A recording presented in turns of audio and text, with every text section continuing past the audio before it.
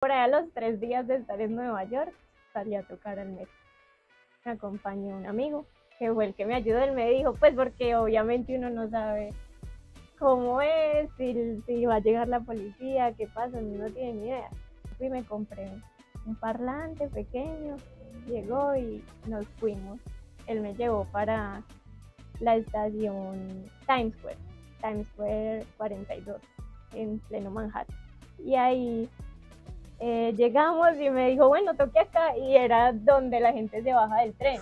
Y se bajó una señora y me echó $1 y todo fue rapidísimo, y luego llegó un policía y me dijo, aquí no puedes tocar, pero en la plataforma, o sea, en la parte de arriba, no donde se está bajando la gente, sino por donde transita la gente, allá sí puedes tocar, y hay como unos puntos específicos.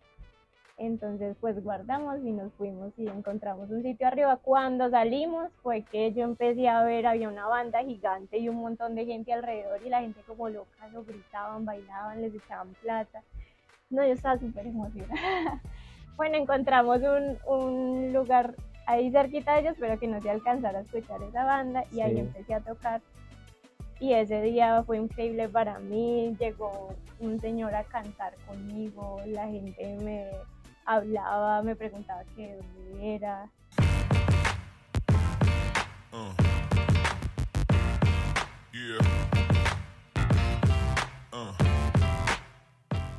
Hola, ¿qué tal amigos del Triángulo Podcast? El día de hoy estamos con una maravillosa invitada, Luisa Montalvo, una gran artista de acá del Eje Cafetero. Luisa, ¿cómo estás?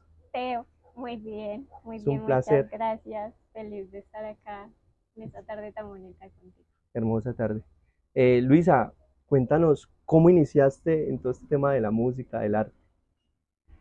Muy chiquita. Muy niña. De hecho, pues según mis padres, desde la barriga, pues porque mi papá es melómano y siempre estaba poniéndole música a mi mamá, y como que desde que tengo uso de razón estoy rodeada de música, escuchando, bailando, cantando. Pero bueno, digamos que ya empezar a tocar un instrumento musical Sí, fue más o menos a los 9 años, que fue más por amigas del barrio. Había una amiguita que tenía una organeta y yo estaba en clases de organeta. Y yo todas las tardes me iba para la casa de ella aprovechar la organeta, entonces le preguntaba, y ella tenía los libros de la clase, entonces era más ahí como mi interés de que ella me explicara lo que estaba aprendiendo. Ella casi no le ponía cuidado, entonces ella se ponía a hacer otras cosas y yo sí me ponía ahí en su organeta como a explorar las notas y a entender cómo leerlas, y más o menos empecé ahí como a abrirme un camino, pero pues no tenía profesor, no iba a clase. Luego otra vecina tenía, ella sí veía clases de música en el colegio, en el INEM, y tenía flauta dulce, y un día me dijo, ay no, qué pereza, tengo que hacer una tarea de música. Y yo, ay, pero pereza, ¿por qué? No, mire, es que la flauta y tengo que aprenderme esto, y me empezó a mostrar las notas en la flauta. Y yo, ay, venga, y usted no me presta esa flauta. Y así me la prestó, y me llevé esa flauta para la casa, y ya le había cogido el libro de música a la amiga de la organeta, y con lo que ellas me explicaron empecé a tocar cancioncitas. Habían súper. muchas canciones básicas como Mi Cafetal, Amigo, Allá en mi rancho grande, cosas así, todo en do Sencillas. mayor. Y bueno, ya cuando me empezaron a ver el interés en la casa, mi papá ya me ayudó para que entrara a la banda juvenil de Armenia. Sí. Allá tenía 11 años, pero digamos que fue como mi primer acercamiento serio a la música. Y pues ahí conocí el saxofón y ya. Entraste a la banda juvenil y conociste el saxofón de Ujú. una, fue como, Sí, sí, pues yo ya había visto el saxofón en televisión y ya le había ok. preguntado a mi papá qué instrumento tan bonito, cómo se llamaba. Y ya cuando se me dio la oportunidad de entrar a la banda juvenil, pues vi que tenían saxofón, eran puros instrumentos de viento. Y el maestro nos preguntó, llegó el día, porque fueron muchos días estudiando solo lectura, Y nada de gramática, acercamiento como nada, tal. y el salón de los instrumentos cerrado, y uno llegaba todas las tardes como pero cuando es que va a abrir el salón, cuando es que va a pasar los Claro. instrumentos. Y por ahí, yo no sé exactamente cuánto fue, yo diría que por ahí 6 meses, a mí eso se me hizo eterno. Hasta que llegó el día en que nos dijo, bueno, ¿qué quieren tocar? Y pues escogí el saxofón. Y todavía estoy tocando Y desde ahí saxofón. se enamoró del Llevo saxofón. 18 años tocando saxofón. 18 años tocando saxofón. Bueno, por eso la maestría en lo que haces. He visto que pues la música te ha llevado como a conocer diferentes lugares, diferentes países. Estuviste en Nueva York. ¿Cómo fue esa experiencia de estar en Nueva York haciendo música también? Fue muy inesperada, Inesperada. sí, porque, bueno, yo estudié música en la Nacional, allá estuve en Bogotá 5 años, estudiando ahí tuve la oportunidad de tocar en México, pero eran viajes muy cortos, de Sí. una semana, iba uno al intercambio, volvía. Pero ya cuando me gradué, había regresado al Quindío, empecé a dar clases en Bellas Artes Ujú. y digamos que mi vida estaba muy estable. Entonces trabajaba también como comunicadora en la gobernación, como profesora de música en Bellas Artes, tocaba mi saxofón y no tenía planeado hacer un viaje tan largo. Simplemente cuando llegaron las vacaciones de ese primer año en que me había regresado al Quindío, dije me voy a visitar a unas amigas y a una familia que tengo en Estados Unidos. Entonces llegué a Nueva York y Sí. tenía planeado estar un mes en Nueva York y ya regresar a seguir trabajando acá. Pero bueno, yo ya había estado en Nueva York como en el 2013 y Ok. había visto todos los músicos callejeros y esas bandas de puros metales y a mí eso me ha parecido impresionante. Y desde esa, pues yo esa vez no llevaba mi saxofón y como que me lamenté mucho de no haberlo llevado. Entonces, más que todo era un viaje para al menos una vez quería vivir la experiencia de tocar en la calle en Nueva York. Y sí, era como un sueño que se me había quedado ahí metido. Entonces yo me llevé mi saxofón y dije, me voy de vacaciones, visito a mis amigas, paseo, y con que toque una vez en el metro de Nueva York, Ya. yo me vuelvo contenta. Que además hay unos músicos tremendos allí, ¿no? Sí, y un montón. En cada esquina, en cada estación, tú ves un montón de música. Es increíble. Sí, sí, sí. Entonces, bueno, llegué por allá a los 3 días de estar en Nueva York. Eh, Salí a tocar al metro. Me acompañó un amigo, que fue el que me ayudó. Él me dijo, pues porque obviamente uno no sabe Claro. cómo es, si va a llegar la policía, qué pasa, uno no tiene ni idea.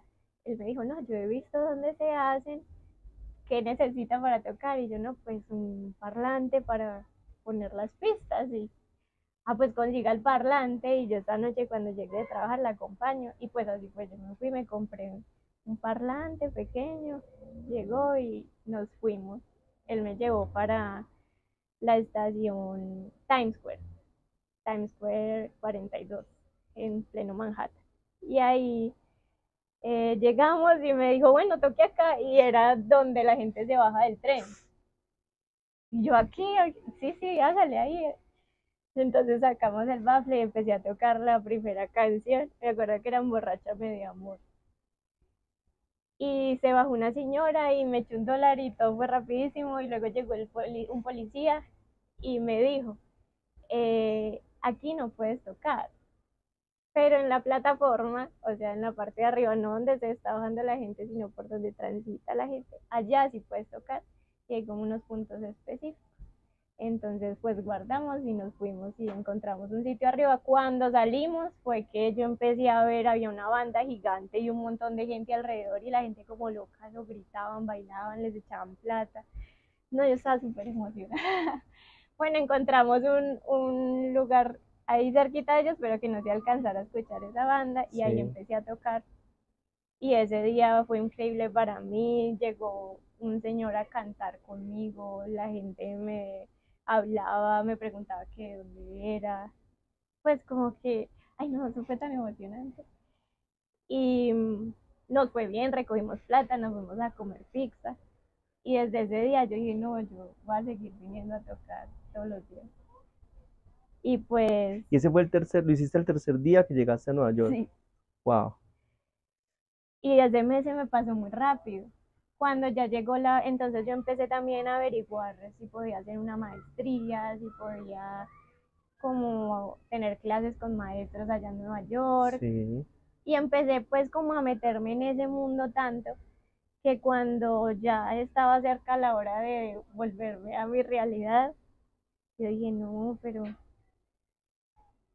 quiero estar más acá. Y esa fue una decisión muy dura. Entonces ya llamé a Bellas Artes, llamé a todo lado y dije, no, renuncio y me quedo en Nueva York. una Y me tremenda quedé seis decisión. meses. 6 meses. Entonces, no, fueron 6 meses ya yo empecé, saqué mis tarjetas, entonces la gente se llevaba mi tarjeta, me contactaban, empecé a tocar con una productora, tocamos en restaurantes, en eventos, en fashion, un montón de historias muy chéveres, fue una experiencia muy bonita Qué y bonito. aprendí un montón. Y lo más bonito es darse cuenta que la música es un idioma universal, ¿cierto? Que conectaba con cualquier. Yo me imagino que, y sobre todo en Nueva York, veías todas las nacionalidades ahí escuchándote, Sí, de ¿cierto? todo lado y de hecho ese primer día yo me preguntaba, pero yo qué toco en Nueva York, una canción en inglés o no sabía por dónde empezar. Sí, Y lo más raro es que se me ocurrió empezar por un bolero y a la gente le gustó el bolero. Luego ya le mezclaba cosas americanas, pero incluso ese primer día llegó una persona que quiso cantar conmigo, un señor negro, eh, se veía que era gringo y me dijo en inglés que quería cantar conmigo, bésame mucho. Y eso para mí fue súper raro. Y ahí lo que tú dices, como que desde ese primer día dije, qué universal es esto. sí, Y cómo esta persona me pide bésame mucho. Eh, sí, a la gente, y allá uno tocaba de todo. Cumbia les encantaba, reggaetón les encantaba, jazz, lo que fuera, para todo había público. qué chévere. ¿Por qué, o cómo elegiste que la comunicación llegara pues a tu vida? ¿Por qué hiciste también esa carrera? Resulta que mi papá es periodista, Ok, entonces, pues también desde que tengo uso de razón, yo lo escuchaba en la radio, él me llevaba a los programas de radio. Y me acuerdo que me sentaba en las piernas mientras transmitía, mientras hablaba por el micrófono. Y para mí eso siempre fue muy importante. También en la casa, mi mamá ponía la emisora cuando él se iba a hacer los programas y, y yo hasta le hablaba al radio, yo creía que mi papá me escuchaba ahí. Entonces ese oficio siempre lo admiré muchísimo y él siempre me inspiró mucho. qué chévere. Escribía, hacía programas de televisión, hacía radio, presentaba eventos, hacía muchísimas cosas. Entonces, pues yo crecí en ese medio y, y fue lo primero que a mí se me ocurrió estudiar antes de conocer la música. Ah, ok, Entonces, algún día yo les pregunté a mis hermanos que cómo se llamaba eso que hacía mi papá y ellos me dijeron que periodismo, que comunicación y que se podía estudiar en la Universidad del Quindío. Y yo dije, yo voy a estudiar eso. qué Y chévere. ya desde eso le decía a todo el mundo, voy a ser periodista. Pero cuando ya iba a graduarme, pues las cosas habían cambiado. Ya llevaba 4 años tocando saxofón y sentía que la música era como algo que, porque en la banda los niños normalmente entraban, estaban hasta que se graduaban del colegio y se iban a estudiar otras cosas y ya dejaban el instrumento. Sí, Pero sí recuerdo y ensayábamos en la Plaza de Toros y me recuerdo ahí parada mirando ese espacio y pensando que yo no quería que eso se acabara cuando me graduara. como abandonar la música. No quería, sentía que es como un vacío, una cosa que yo no quería dejar ir. Entonces pues ahí empezó como mi confusión con lo que había dicho que iba a estudiar y como lo que yo realmente quería hacer. Y llegué a la casa diciendo que quería estudiar era música, Sí, pero tenía 15 años cuando terminé el colegio, acá no hay música, sí, no había manera de que me fuera a otra ciudad, entonces pues en la casa me dijeron, si quiero estudiar algo, que sea en Armenia y en la Universidad del Quindío. Y ya ante esa situación, pues me regresé a mi deseo de niña y dije, bueno, yo siempre quise estudiar comunicación y por eso decidí entrar a estudiar comunicación. Pero todo el tiempo estuvo ahí la música. De hecho, toda la carrera hice parte de la orquesta tropical de la universidad. Gracias a eso tenía beca, ah, súper, casi que no pagaba matrícula. Em, que creo que eso es una cosa muy buena de la Universidad del Quindío porque en otros sí, lugares no hay. Y, y bueno, yo terminé, pero con ese sueño de estudiar música y creo que por eso me fui y estudié música también en la Nacional. claro, De hecho, la pasantía de comunicación fue en una revista musical, ah, qué una chévere, revista de investigación musical que se llamaba, porque la acabaron, se llamaba A Contratiempo y pertenecía a la Biblioteca Nacional de Colombia. Entonces desde aquí apliqué a una convocatoria de estímulos del Ministerio de Cultura para hacer pasantía en esa revista. Y pues afortunadamente resulté favorecida, entonces me fui a Bogotá a hacer esa pasantía. Y súper, mientras la estaba haciendo, apliqué a la Nacional. Y bueno, ahí seguí con la música. Eso es como, ni como, me suelta ni la suelto. exacto, pero es chévere porque te escucha uno hablar y siente que esas dos cosas siempre han estado conectadas a ti, pues por tu papá, por desde tu infancia, y la música también te llamó, o sea, tú te enamoraste viéndola también, la casa de una amiga, y eso es muy chévere. Ese choque cultural de ir a Nueva York a tocar, pues yo creo que es de un grado, pero ir uno a Corea del Sur, que eso sí está al otro lado del mundo, es otro tema totalmente diferente. ¿Cómo es ese choque cultural de ir uno a ese país a hacer música? Ay, impresionante. Porque además uno ve, pues desde lo que uno ve, como que ellos tienen una personalidad bien diferente en todo como a nosotros. Mucho respeto, pero muy diferente todo, como la manera en la que viven. ¿Con qué te encontraste allá en Corea? Sí, todo, no, todo es absolutamente diferente.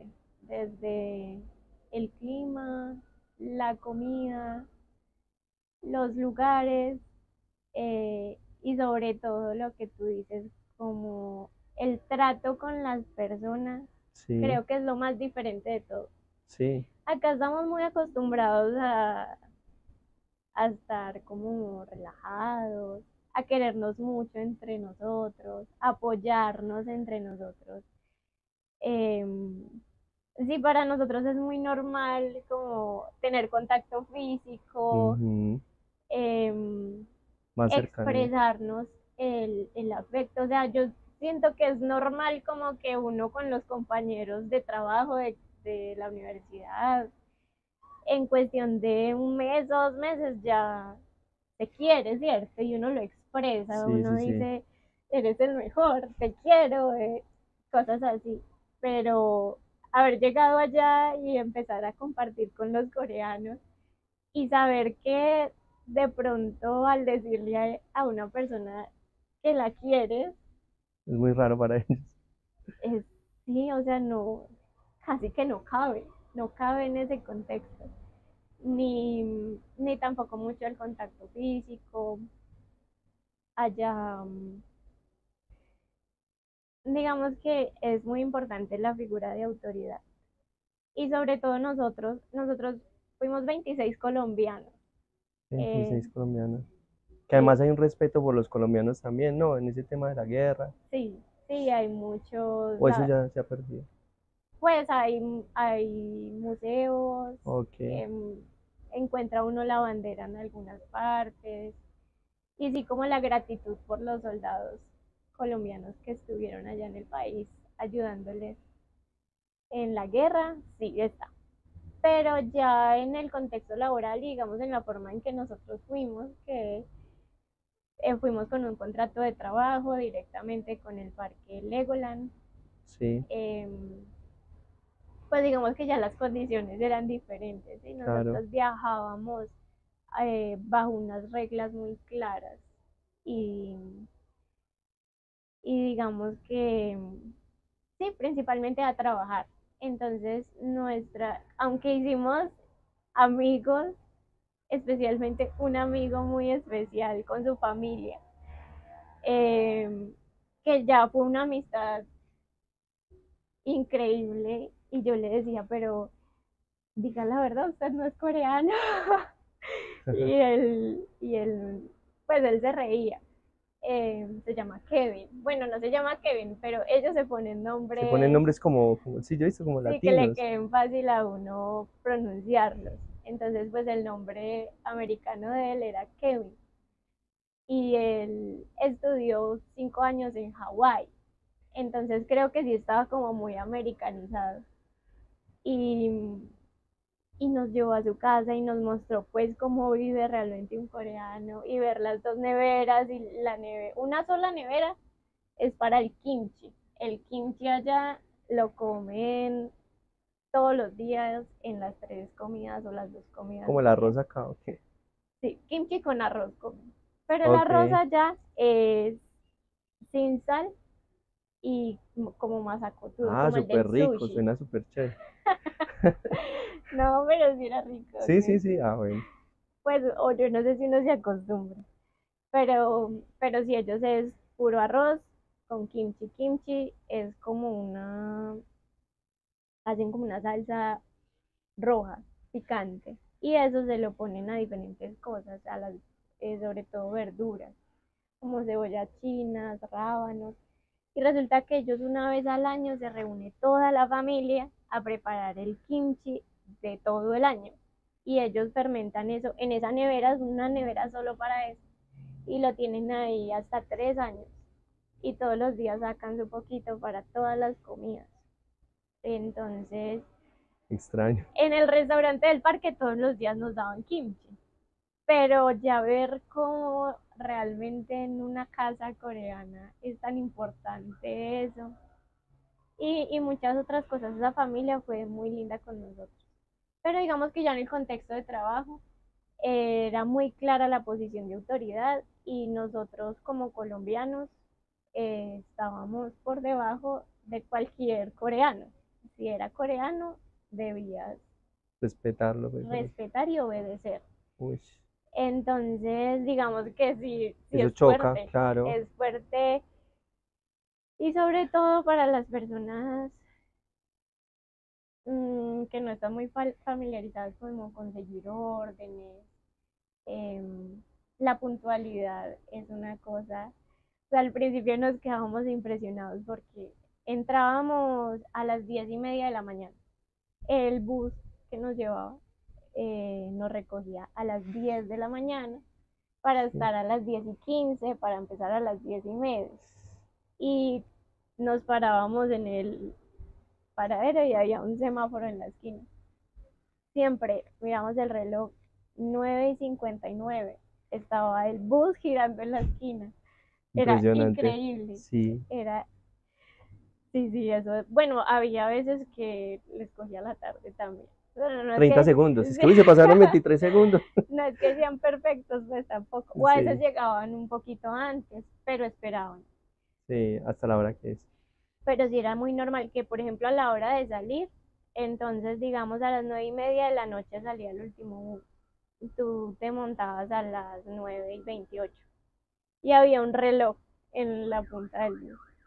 9:30, 9:29 prendía, 9:30 arrancaba. Era una Impresionante. cosa impresionante. Y así para los shows y para todos, eso para ellos es una Cumplido. cosa muy importante. Entonces, para los colombianos, adaptarse a eso es muy difícil. Claro. O que, o sea, para ellos hay cosas que para nosotros no importan, para ellos son muy importantes. Entonces, si estamos en un parque de niños, pues allá está mal visto usar tiras, Ujú. las mujeres. Como que siempre usan manga larga si es posible. y pues se llevan a 20 bailarines, no sé cuántas Colombia, mujeres, como 10 12 mujeres colombianas, bailarinas que bailan salsa, reggaetón, bachata, claro, pues es, las es difícil, artistas eh, ya tienen un estilo muy marcado y para nosotras, incluso para mí, pues para mí es normal ponerme unas tiras, para ellos no. Entonces, pues ellos te van a decir, oye, por favor, o, con respeto, pero por favor no uses tiras en el parque o no te remangues la camisa porque es un parque de niños y no va en ese lugar. increíble. Y la colombiana eh, pasional, pues obviamente va a decir, pero ¿qué le pasa a esta gente? ¿Por qué no me puedo poner mi blusa y el libre desarrollo de la personalidad y todas Claro, las cosas? Entonces, pues sí es normal que choquemos, pero pienso que es una experiencia muy enriquecedora, o sea, aprendí también muchísimo, sobre todo como, yo creo que la principal cosa que aprendí es que no hay nada que pueda controlar. Son muy poquitas cosas las que uno realmente y eh, uno no debe preocuparse por lo que no puede ujú, controlar también, ¿cierto? es. Y eso sí que lo entendí allá, porque digamos que yo, por ejemplo, estoy muy acostumbrada a tocar sola. Yo consigo mis pistas y pongo mi base y ya, y yo respondo por lo que yo haga sobre esas pistas que pongo. Y estaba muy acostumbrada a eso. Y en Nueva York sí que me acostumbré a eso, porque yo andaba Claro, sola para todo lado. Y en este viaje, pues, estaba tocando con una banda. Éramos 5 músicos.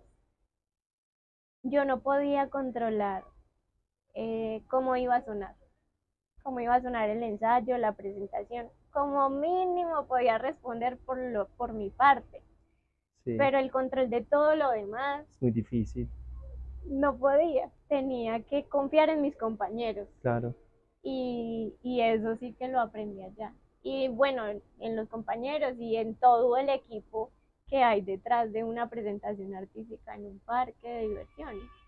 La gente del vestuario, las personas que nos guiaban hasta el lugar y nos cuidaban de las fotos. Entonces fue pasar de una experiencia súper libre, que era Nueva York, la calle, hable con el que quiera, haga lo que quiera, toque lo que quiera, a irme algo a un más, país estricto, con los horarios, con el vestuario, con la forma de tocar, cómo se iban a hacer las presentaciones, qué música se iba a hacer, con quién iba a tocar. Nada lo son podía muchas controlar. cosas, son muchas cosas. Luisa, me dice que llevas 18 años haciendo música y eso es un tiempito ya. ¿Tú qué le aconsejarías a las personas que apenas están iniciando a hacer música, que están entrando a este mundo de la música? Mm, que escuchen mucha música, Sí, escuchen de todo y, y sobre todo tengan presente, bueno, si están empezando, es muy fácil responder por qué les gusta. sí, claro, Es muy importante que esa respuesta o ese sentimiento nunca se olvide, porque entonces cuando empieza a avanzar uno en el camino, pues empieza a encontrarse una cantidad de dificultades que pueden ser, pues ya si uno se compromete a ser muy pulido en lo que hace y digamos llevar su música a un nivel muy académico, a una universidad, a un maestro, pues se encuentra uno con muchos tropiezos, con muchas personas que de pronto lo van a criticar, que le van a decir que así no es. Entonces, primero tener la humildad para aceptar los comentarios, las observaciones, las críticas. Saber distinguir cuando una crítica es constructiva y así cuando es. es destructiva también es importante.